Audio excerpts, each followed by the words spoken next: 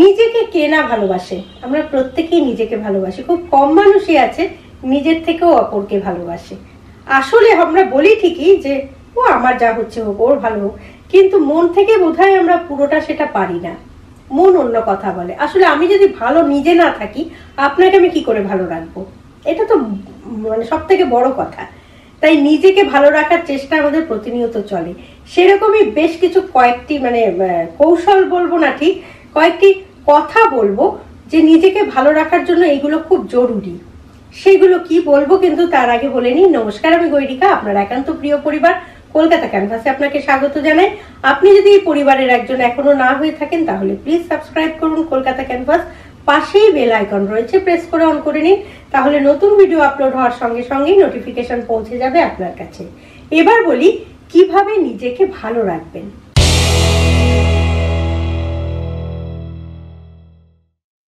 প্রথমেই বলি, কেউ যদি আপনাকে বিশ্বাস করে কোনো কথা বলে, তার বিশ্বাসের মর্যাদাটা রাখুন, অর্থাৎ কথা হজম করতে শিখুন। অনেকেই রয়েছে পেট পাতলা, যেটা আমরা বলি পেট পাতলা বা কান পাতলা। কান পাতলা আমরা যাদের বলি তারা হচ্ছে আপনি যে কথাটা বললেন সে কথাটার আগে পিছে কিচ্ছু চিন্তা ভাবনা না করে সেটাকে বিশ্বাস করে এসে ঝগড়া করতে চলে গেল, এটা হচ্ছে কান পাতলা। পেট পাতলা হচ্ছে আমি আপনাকে বিশ্বাস করে বললাম বা আপনি আমায় বিশ্বাস করে বললেন, আমি সেটা রাখতে পারলাম না, বলে ফেললাম কারোর কাছে, সেটাই আবার তিলকে তাল করে একটা সাংঘাতিক আকার ধারণ করলো। আপনি অবাক হয়ে গেলেন যে আমি তো এই কথাটা বলিনি। এটা হয়, এটা আকচার হচ্ছে, সমাজে বলুন সংসারে বলুন। সেই জন্য কথা কিন্তু একটু হজম করতে হবে, আর এটা একটা মানুষের বড় গুণ। এটা যদি করতে না পারেন তাহলে কিন্তু আপনি সেই গুণের অধিকারী হলেন না। নিজেকে ভালো রাখার জন্য এটা খুব জরুরি। দ্বিতীয় পয়েন্ট যেটা, সেটা হচ্ছে যে কোনো তর্কে যাওয়ার চেষ্টা করবেন না। তর্ক আপনি যে বিষয়ে করুন না কেন, যে মানুষটা আপনার সঙ্গে তর্ক করছে সে তো তার মতের মধ্যেই আটকে রয়েছে, তাকে তো আপনি কোনোভাবেই ঘোরাতে পারবেন না। সুতরাং তর্ক করা মানে আপনার অযথা সময় নষ্ট হলো। আপনার মূল্যবান সময়টা কেন খামোখা নষ্ট করবেন? ভালো কাজে দিন, তর্ক করবেন না। যখনই দেখবেন যে আপনার কথাটা সে বোঝার চেষ্টা করছে না, ভালোভাবে একবার বললেন দুবার বললেন, বুঝতে চাইছে না, আপনি ছেড়ে দিন তাকে, আচ্ছা ঠিক আছে বলে চলে আসুন। তর্কে যাওয়াটা বুদ্ধিমানের কাজ হবে না। কখনো কখনো জিততে গেলে হারতে হয়। আপনি যদি হার মেনে নেন তাহলে সাময়িক আপনার মনে হবে আপনি হেরে গেলেন, কিন্তু কোথাও গিয়ে দেখবেন আপনার একটা বড় জয় হয়ে গেছে। মানে ওই বড় জয়টা জন্য আপনার ছোট হারটা খুব প্রয়োজন ছিল। এরকম পরিস্থিতিতে আপনি হার মেনে নিন, আপনার শত্রুপক্ষকে আপনি জিতিয়ে দিন, সে হাসবে, সেই মুহূর্তে তার হাসি পাবে যে আমি জিতে গেলাম এই কথা ভেবে। আপনিও তখন একটু মুচকি হাসুন, কারণ আপনি কিন্তু হেরে যাননি, আপনি তাকে জিতিয়ে দিলেন, নিজে হেরে তাকে জিতিয়ে দিলেন, শুধুমাত্র অনেক বড় জেতার অপেক্ষায়। এইটা কিন্তু ভীষণ শান্তি আনে, বিশ্বাস করুন। এইটা নিজের মধ্যে যদি থাকে এই গুণটা, তাহলে আপনি কিন্তু অনেক ভালো থাকবেন। একটা কথা মাথায় রাখবেন, সব জায়গায় জেতার কোনো প্রয়োজন নেই, কিছু কিছু সময় হারতেও হয়। সব জায়গায় যদি জেতার চেষ্টা করেন সেটাই বোকামি। সেই জন্য কিছু কিছু জায়গায় হার মেনে নিতে হয়। সেই সঙ্গে আরেকটি কথা বলি, কথা দিয়ে কিন্তু কোনো কাজ হয় না। আপনি অনেক কথা বললেন, আমি এই করতে পারতাম, এই করতে পারি, আমার এই ক্ষমতা আছে, ওটা কোনো বিষয় না, কাজে প্রমাণ করতে হবে। মুখে কথা বলে লাভ নেই, যেটা করবেন সেটা কাজে করবেন। তবে হ্যাঁ, আমি কখনোই বলবো না রিভেঞ্জ নেবেন, সেটা কিন্তু আমি বলছি না। যে মুখে আপনি তর্ক করলেন না, তাকে বললেন হ্যাঁ হ্যাঁ তুমি ঠিক, কিন্তু পেছন থেকে ছুরি মারলেন, সেটা কিন্তু আমি কখনো বলছি না। আমি বলছি যে মানুষটা আপনার সঙ্গে যে বিষয়টা নিয়ে তর্ক করছে, যদি সেটা আপনার পক্ষে সম্ভব হয় তাকে প্রমাণ করে দেখিয়ে দেওয়া, তাহলে আপনি সেটা দেখান। অনেক সময় আমাদের যেটা হয় যে আমি যেটা বলছি অপরপক্ষ সেটা বিশ্বাস করছে না। ওই যে কান পাতলা গল্পটা বললাম, মানতে চাইছে না, হয়তো কেউ তাকে বুঝিয়ে গেছে, সে সেটাই বিশ্বাস করছে।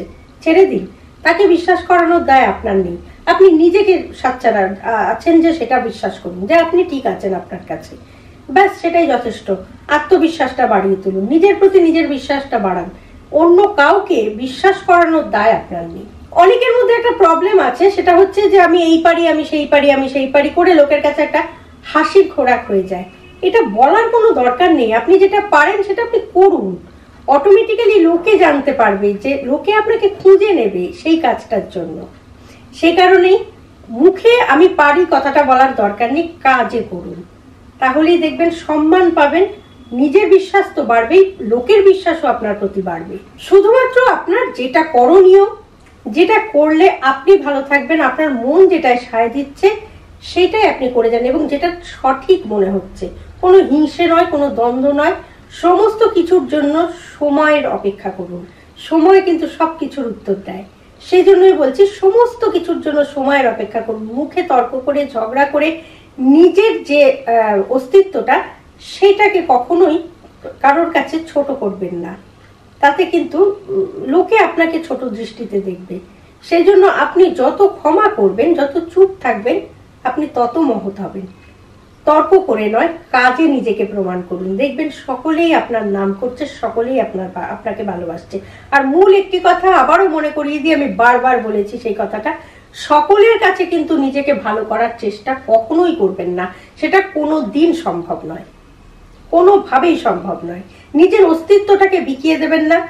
সকলের কাছে ভালো থাকার জন্য সবকিছুতে হ্যাঁ হ্যাঁ না না করে যাওয়া, এটাও কিন্তু ঠিক কথা নয়, এটা ভালো মানুষের একেবারেই লক্ষণ নয়, এটা মেরুদণ্ডহীনতার লক্ষণ। সেটা কখনো করবেন না। অন্যায়ের প্রতিবাদ অবশ্যই করবেন, কিন্তু অকারণ চেঁচামেচি, ঝগড়া, অশান্তি, রাগ, বিদ্বেষ, হিংসা, অহংকার, কোনোটারই কোনো প্রয়োজন নেই, কোনো কিছুই আপনার নয়। আজকের ভিডিওটি যদি ভালো লাগে লাইক করুন, শেয়ার করুন, কমেন্ট বক্সে অবশ্যই কমেন্ট দিন। আর আপনি যদি এই পরিবারের একজন এখনো না হয়ে থাকেন, তাহলে এই ধরনের নানা রকম আলোচনা জানতে বা শুনতে প্লিজ সাবস্ক্রাইব করুন কলকাতা ক্যানভাস।